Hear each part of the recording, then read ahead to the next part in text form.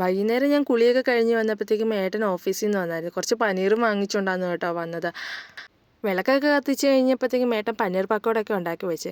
നമ്മൾ കഴിഞ്ഞ ദിവസം ആശിക്കുട്ടനൊരു വാട്ടർ ബോട്ടിൽ നോക്കി പോയില്ലായിരുന്നോ? അപ്പോൾ ഏട്ടൻ ഇന്ന് ചണ്ടിയേടി പോയപ്പം ഏട്ടൻ അവിടെ നിന്ന് വാങ്ങിച്ചുകൊണ്ട് വന്നു കേട്ടോ.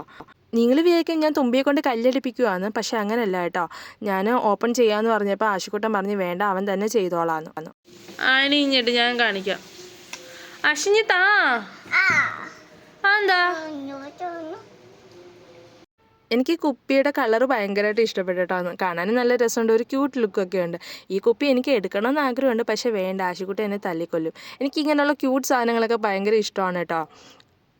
ഇതിന് പ്രൈസ് വരുന്നത് 644. നമുക്കിത് ഓഫറിന് കിട്ടിയോണ്ട് 350 ആയിരുന്നു കേട്ടോ.